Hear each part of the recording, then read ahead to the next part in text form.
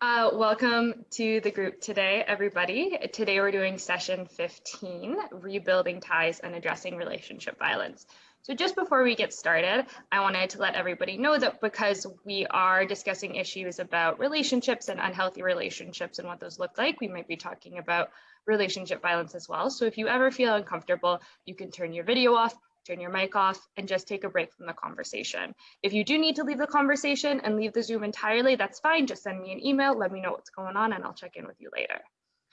So we are going to start with our opening circle. So I'm going to call you out one by one. You can tell me your name and your pronouns, like always. Pronouns if you choose to tell, you don't have to. And then if you want to, you can respond to the prompt. One relationship that is important to me is blank. So for example, one relationship that is important to me is my sisters, and you can expand on that if you want to, or you can also just give us your name and pronouns and pass. You can just pass entirely if you don't feel like saying names or pronouns today, whatever you want. So I'm going to start with Mel. Hi everybody, my name is Mel. My pronouns are she, her, and hers. And one relationship that's important to me is between me and my brother. Awesome, thank you. Callie is next. Hi, my name is Callie. My pronouns are she, her, hers. And one relationship that's really important to me is the relationship that I have with myself. I find that if you don't have a good relationship with yourself, often other relationships that you have with other people can sometimes suffer because of that. So always working on my relationship with myself. Amazing, amazing answer. I love it. Next up is Brad. Hey everybody, my name is Brad. I use the pronouns he, him, his.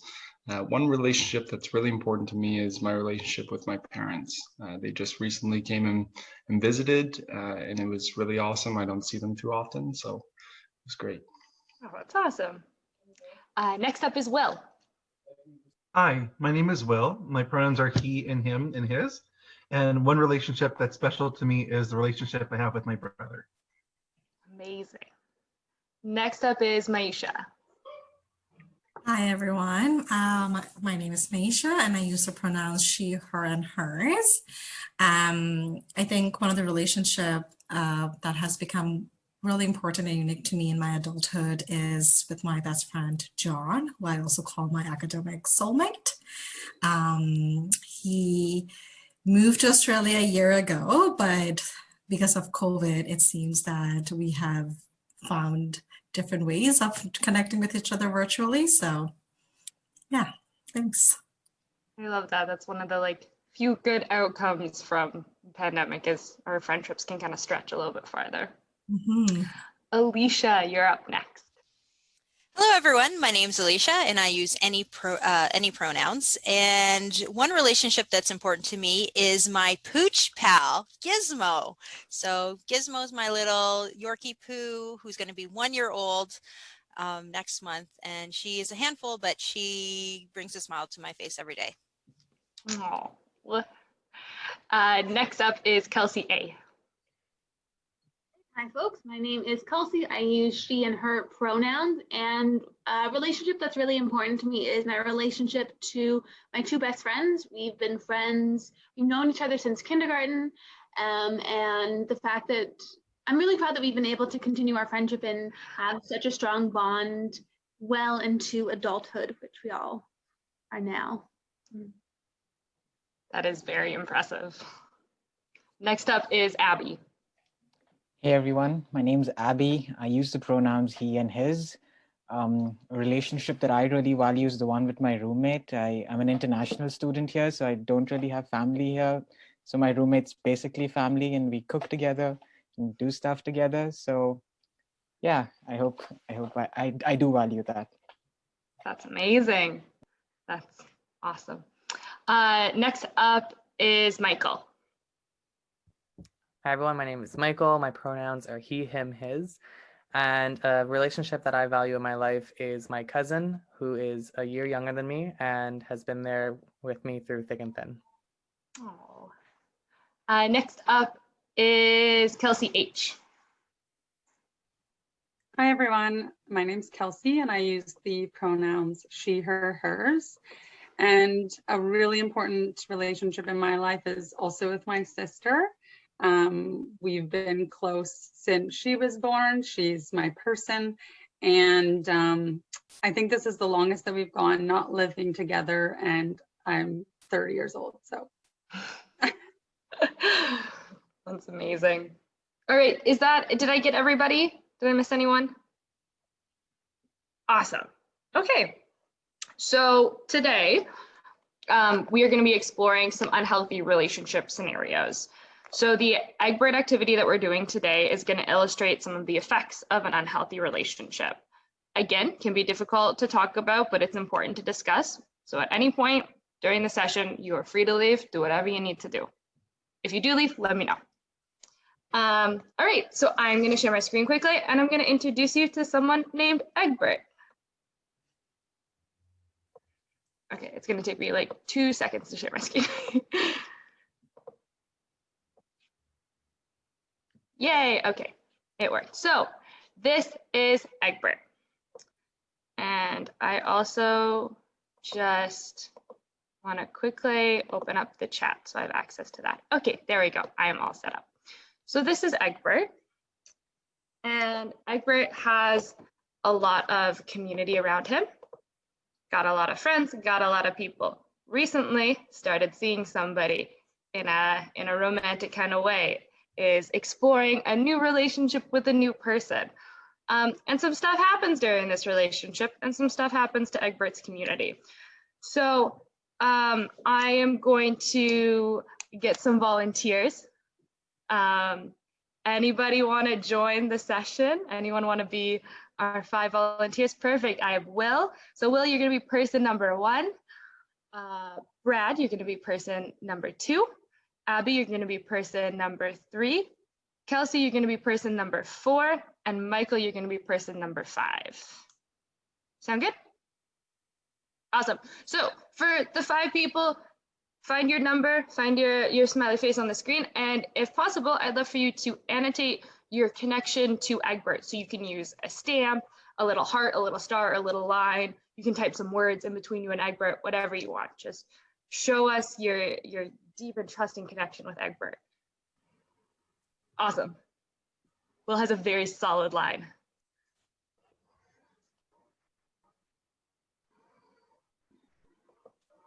Beautiful hearts. Oh, sorry. Move that over.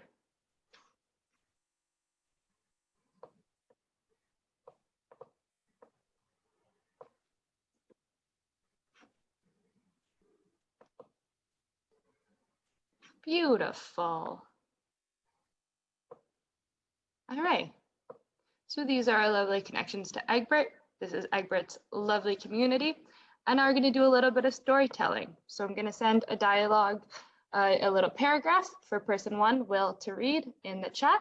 And then at the end of it, you are going to cut ties. So you're just going to go to clear and then clear my drawings in the annotation board to represent that. So Will, just send it in the chat if you want to read it out to the group. Okay, will do. Thank you. Egbert values having lunch each day with a group of friends. Egbert is also excited to be in a new relationship. Egbert's partner is very romantic, buys flowers, and tells Egbert how attractive they are.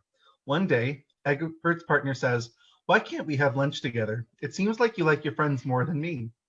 Egbert feels bad, reminds the partner that they are committed to the relationship, and promises to have lunch with their partner a few days a week going forward. Sorry. So person 1, please cut ties. There we go. All right, and now I'm going to send person 2 in the chat.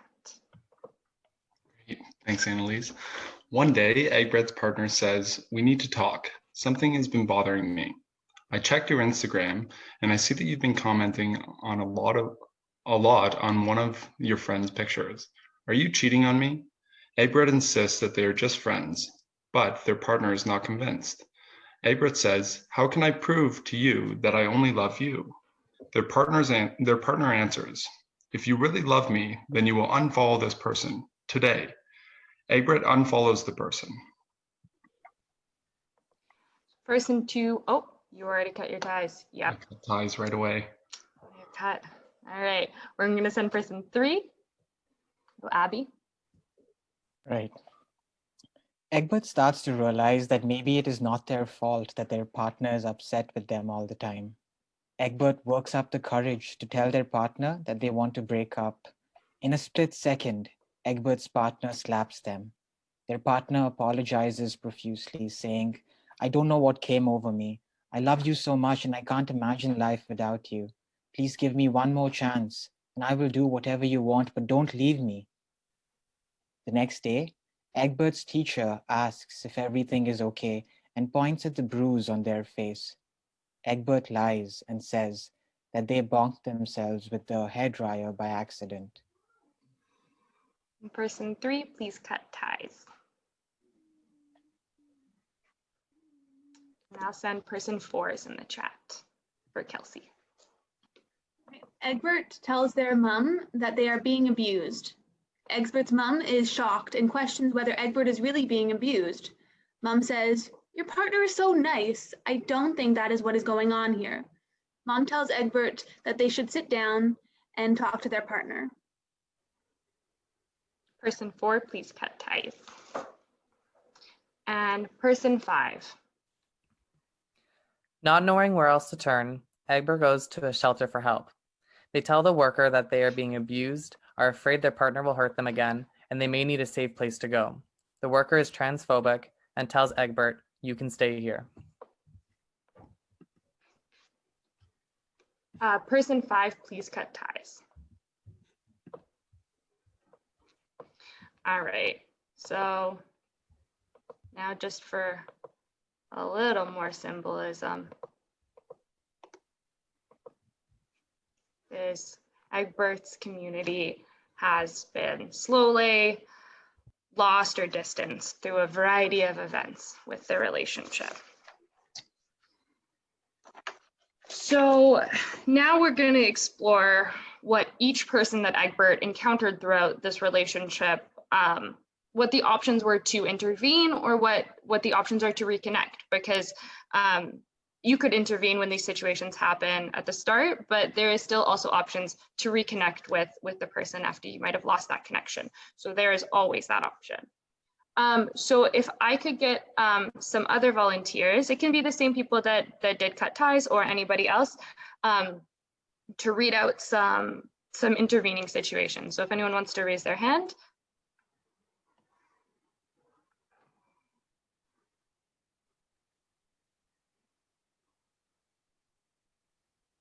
Does anybody want to start? Are people raising their hand physically or with the little blue dot? Oh, Kelsey.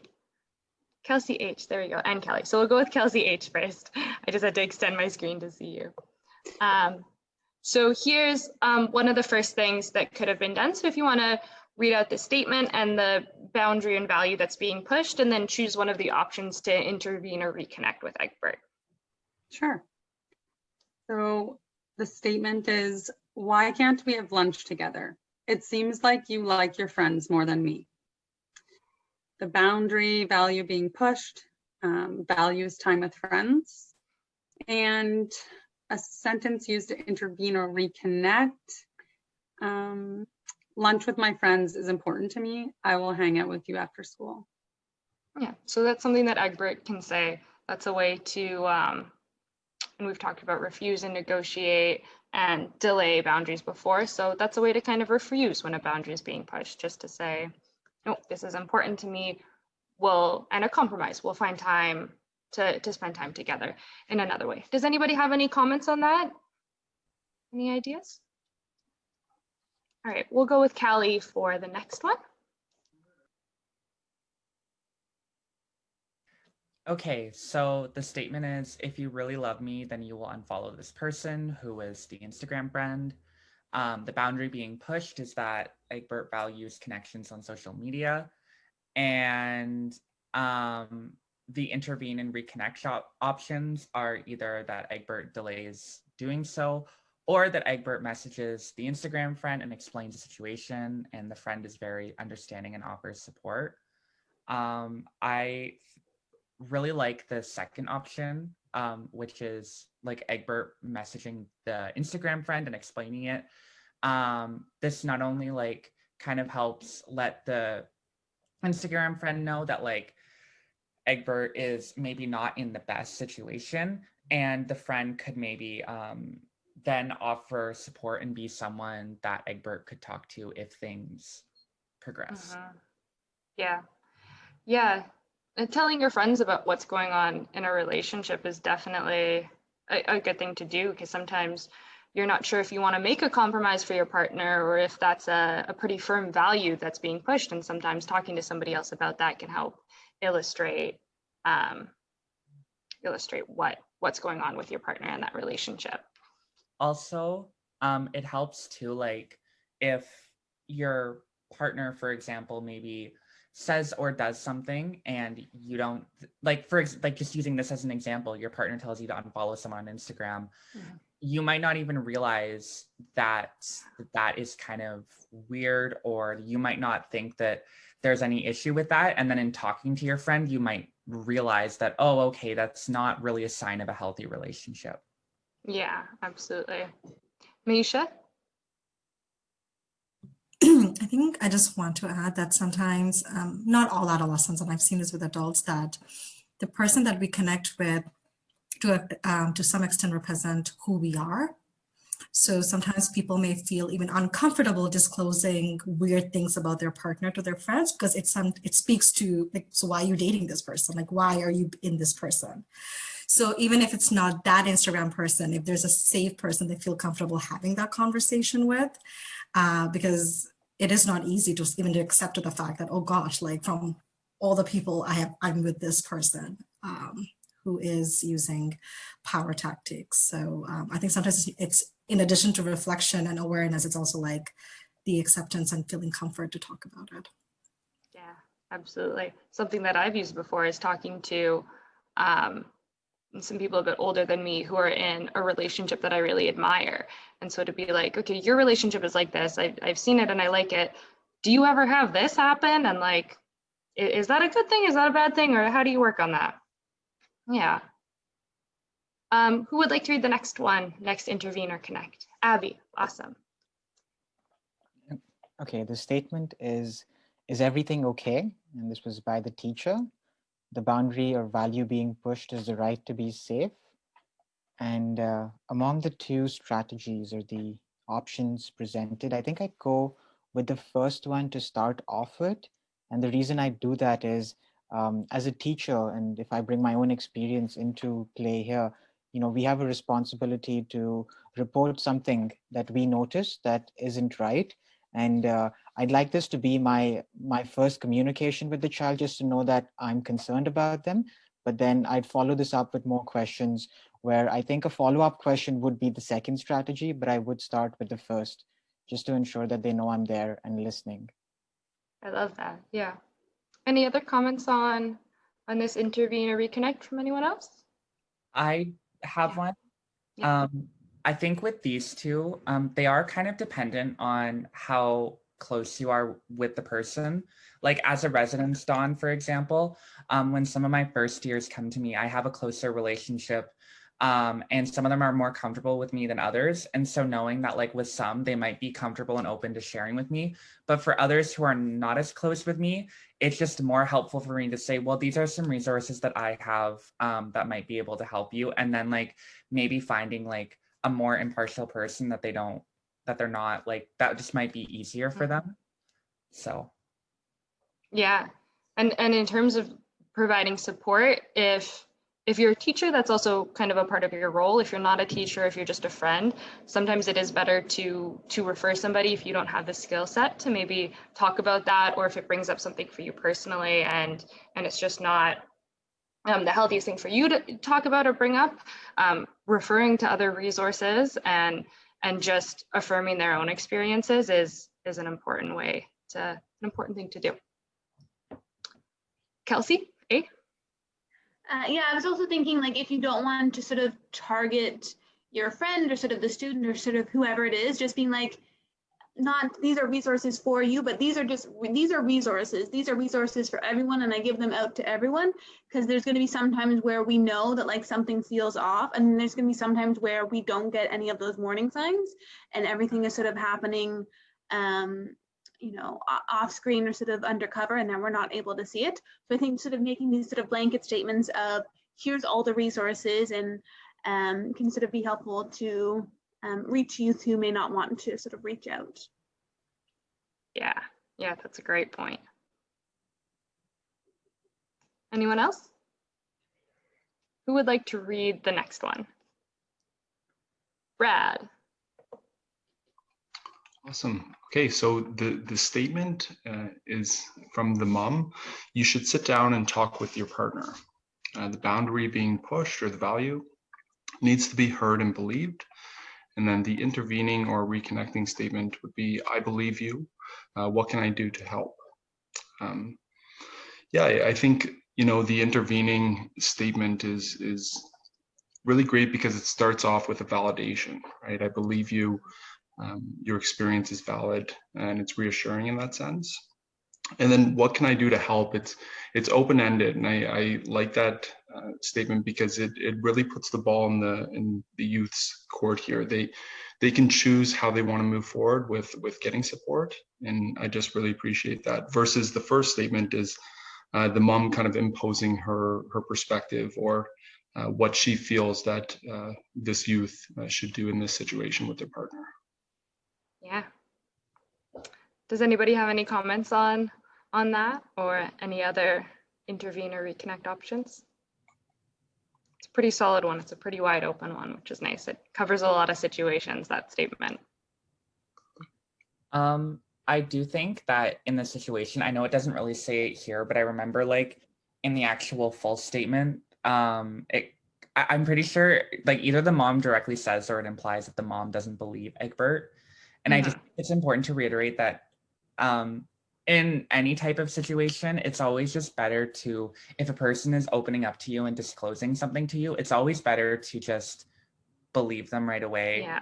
And if you don't believe them for whatever reason, I don't think it's ever helpful to mention that you don't believe them, just because not only are you kind of closing off that relationship and stopping the person from like maybe reaching out to you in the future, it also might make them wary, like opening up and disclosing to anyone. And that could put the person in an even worse situation. Yeah, that's a really great point. Just starting off with an affirmation is essential. Abby? Yeah, just to add to what Brad said, I think this strategy is effective because as friends, we often have, you know, the tendency to suggest strategies. And often the person that has gone through this has possibly thought about these strategies themselves, but they're trying to process it. So maybe they just need someone to process this emotion with. So rather than suggesting things, you know, I feel like this keeps it open and you let the person take it where the person wants to take it, and you move ahead from there. So I think I like that about this strategy. And in particular, this statement, it's not even just, I believe you, what do you want to do about it? It's also, I believe you, what can I do to help? So not only what do you want to do, but where do you see me fitting into your support system? Who wants to read the next statement, the last one?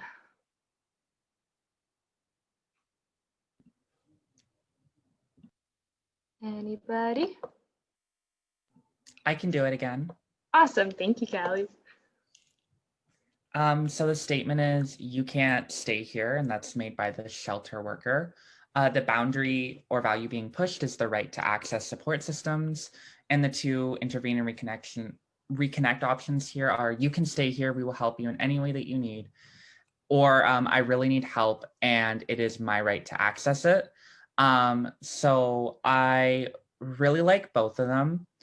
I think the second one can sometimes be tough because when you're in a vulnerable situation, sometimes just going to, like, for example, like going to the shelter, like, is all that you can kind of like feel like you can do in that moment. And so being denied can kind of really just shut you down. So I would lean towards the first one. If you are in the position to advocate for yourself, I think that's a really, really effective option. But I think that the onus should always be on the like a shelter worker, for example, to offer you access to that support system. I don't think that in a situation where you're going somewhere like that, that you should be, that it should be on you to advocate for you to access it. Yeah. Yeah, so there's definitely importance and significance to knowing what your rights are. So in that moment, you don't necessarily have to like Google if this can actually happen, if you can actually be shut down. But it's also like it's important to know and to remember that it was the shelter worker's responsibility to provide support for you. And while it might benefit you to advocate for yourself, it's not your fault. It's their fault that you were denied service in the first place. Yeah. Misha? I think adding to what Kalia said, I think a mistake that we make is expecting a lot of advocacy from youth, because we live in an adultist world, and youth and children are socialized into think that adults make decisions for them. So, and particularly youth who had been marginalized and minoritized by our society, it sometimes could be risky to what we call that assertive communication because of experiencing further discrimination and marginalization. So even I think as an educator or as a psychologist, saying that, if somebody is being wrong to you, just use your assertive communication skills and advocate for yourself. It's sometimes, I think, unrealistic and could actually put your youth at a much more unsafe situation. So I think that, as Callie said, that if we lived in a world where we didn't need this level of advocacy and people were just decent and let them stay in the shelter, then that is the ideal situation. Because I think even offering that solution, you have to be cautious because especially at that time, there has been similar levels of rejection. We need so much cognitive skills to be advocating for ourselves, and that's not realistic for any youth, I would say. Yeah. Yeah, the amount of energy to do that kind of advocacy work for yourself is a lot. Any other comments? All right, so we'll move on to our last slide.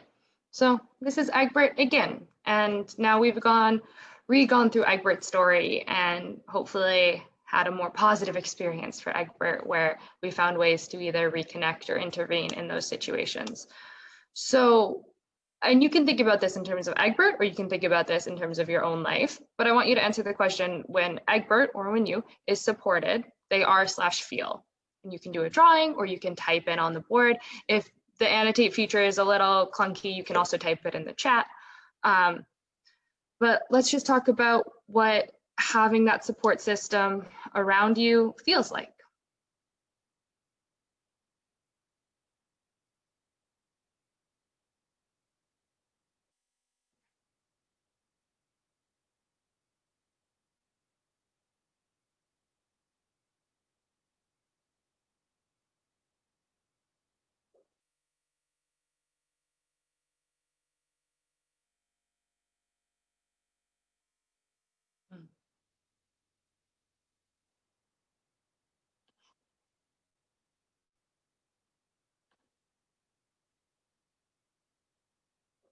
Does anybody want to expand on what they wrote a little bit?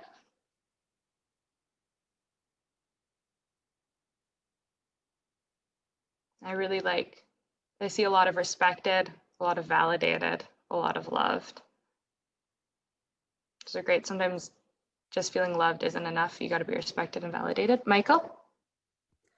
So I wrote that they are living and not just surviving. And I know that's a very almost basic statement to make, because being supported is not enough, but I feel like it's the right start and path to living, because when you have people supporting you and loving you and being there on your side, it starts with the simple validation that we mentioned earlier, but it goes on to saying, when you're supported and welcomed, I'll say to you, hey, do you want to come with me and join the community choir, and join other things that we are part of, and join larger communities that are welcoming, and create kind of a path that will guide them towards feeling accepted and loved in this world. Yeah, absolutely.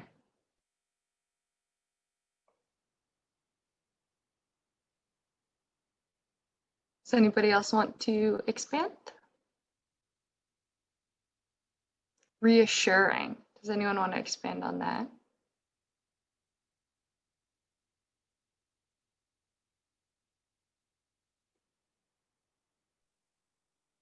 More like Egbert. That's an interesting one. Anyone want to expand on that?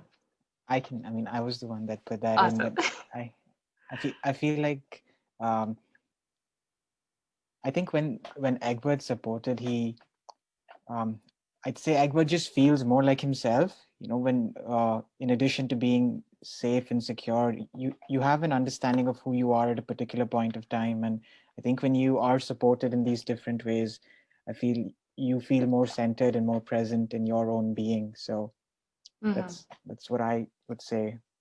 That's where that's going. Yeah. Yeah, and that really ties back to respect and validation. If you're being respected and affirmed and validated in who you are and who you love and what you like, you feel like yourself, and you feel like you're not putting on a mask or trying to be somebody else to get that support. Michael? To go off of what Abby was saying, I remember when I came out, it's a slow process, but you start to kind of figure out who you are and be that person fully. When I go back into situations where I'm still not out or don't feel comfortable being fully out, you feel almost defeated and definitely, I mean, not yourself. So when you're in those situations, it doesn't feel good, and it kind of puts you into bad mindsets. So I definitely agree with Abby, feeling more like Egbert. Yeah.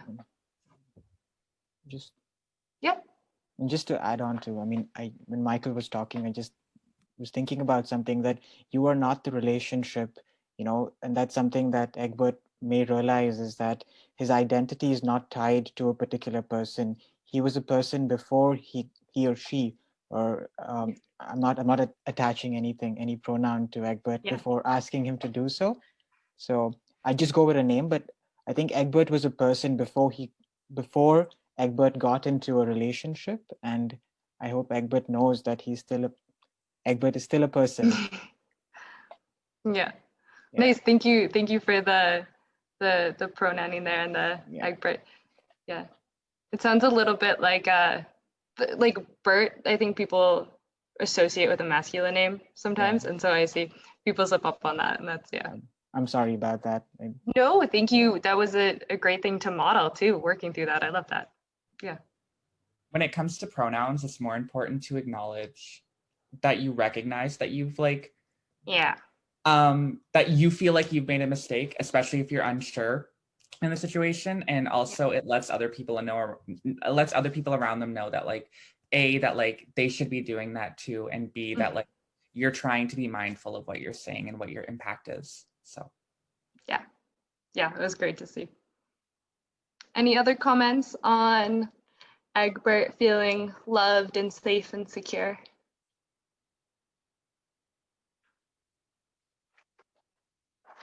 All right, that is our session for today.